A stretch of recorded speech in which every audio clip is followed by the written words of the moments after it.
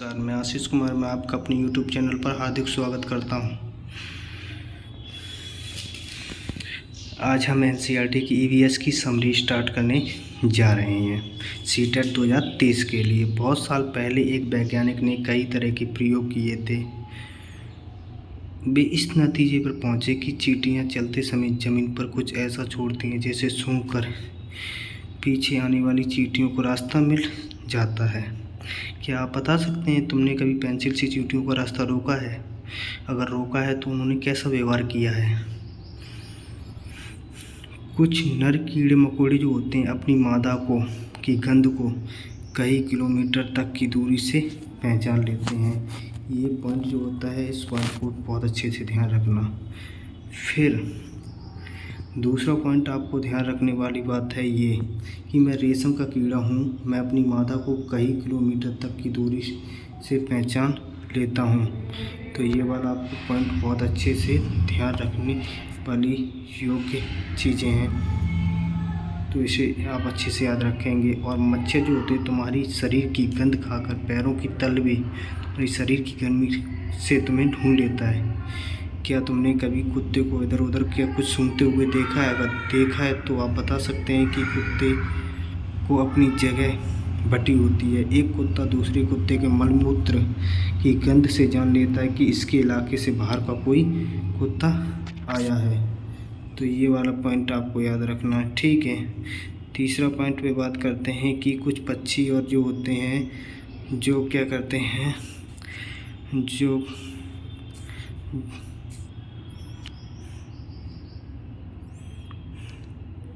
जो कुछ जंगल में पेड़ बैठा जैसे लंगूर आदि मुसीबत को शेर चीता को देखकर एक खास आवाज़ निकालकर अपने साथियों को संदेश देता है। इस काम के लिए पक्षी खास आवाज़ निकालते हैं। कुछ पक्षी अलग अलग खतरों के लिए कुछ अलग अलग आवाज़ निकालते हैं, जैसे उड़कर आने वाले दुश्मन के लिए अलग तरह की आवाज़ निकालते हैं। ज़मीन पर चलकर चलने वाले के लिए दूसरी आवाज़। मछलियाँ खतरे की चेतावनी एक दूसरे को बिजली तरंगों से देती हैं। जैसे कि आपने सुना होगा, कुछ जानवर तूफान या भूकंप आने से कुछ पहले अजीब हरकतें करने लगते हैं। जो लोग जंगल में रहते हैं जानवरों से इस तरह को व्यवहार को समझते हुए जान लेते हैं कि भूकंप आने वाला, कुछ अनहोनी होने वाली है। बात उस समय की है, सन 2004 की बात है। दिसंबर में आई सुनामी से कुछ समय पहले जानवरों ने अजीब व्यवहार और उनके द्वारा की गई चेतावनी भरी आवाज़ों को अंडमान की एक खास आदिवासी जाति समझ गई और उन्होंने वह इलाका खाली कर दिया। इस प्रकार जाति के लोग सुनामी के कहर से अपनी जान बचा पाए। ये कब की बात है? 2004 की बात है। ये कहाँ पर घटना घटी थी? ये अंडमान में घटी हुई थी, ठीक है। तीसरा आपको स्लॉथ के बारे में जानना है। स्लॉथ जो होता है वो कैसा दिखता है? भालू जैसा दिखता है, पर ये भालू होता नहीं है। ये एक दिन में करीब 24 घंटे में से 17 घंटे उल्टे सिर लटक कर मस्ती से सोता है। जिस पेड़ पर ये रहता है उसी की पेड़ की पत्तियों को खाकर पलते हैं, इसीलिए इन्हें कहीं और जाने की ज़रूरत नहीं होती है। ये अपने पेड़ के सारे पत्ते खा लेता है, तभी वे पास के पेड़ पर जाते हैं। लगभग 40 वर्ष के पूरे जीवन में ये मुश्किल से 8 पेड़ों पर ही अपने घूमने की तकलीफ करता है। ये सप्ताह में एक बार ही सोच करने के लिए पेड़ से नीचे उतरता है। अब तीसरी बात करते हैं बाघ के बारे में। बाघ जो होता है वो अंधेरे में हमसे 6 गुना बेहतर देख सकता है। कितने गुना? 6 गुना बेहतर। बाघ की मूंछें हवा में हुए कंपन को भांप लेती हैं।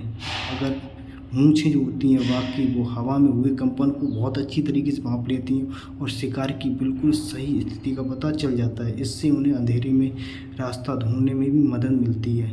बाघ अपने इलाके में मूत्र करके अपनी गंध छोड़ते हुए जाते हैं। यह इलाका कई किलोमीटर बड़ा हो सकता है। एक बाघ किसी दूसरे बाघ मूत्र की गंध को झट से पहचान लेता है। फिर इस इलाके में सूंघना, घुसना या नहीं, यह तो बाघ की मर्जी है। बाघ मौके के अनुसार अपनी आवाज़ को बदलता है। गुस्से में अलग आवाज़ निकालता है। जब अपनी बाघों को बुलाना होता है तो वो अलग तरह की आवाज़ निकालता है। जब उसे गुर्राना होता है तो अलग तरह की।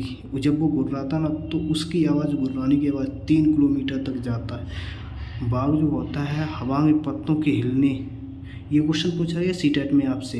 बाघ जो होता है हवा के पत्तों के हिलने और शिकार की झाड़ियों में हिलने से कई आवाज़ के अंतर में भांप लेता है। बाघ के दोनों कान बाहर की आवाज़ इकट्ठा करने के लिए अलग अलग दिशाओं में बहुत ज़्यादा घूम भी जाते हैं। बस आज के लिए इतना ही रखते हैं।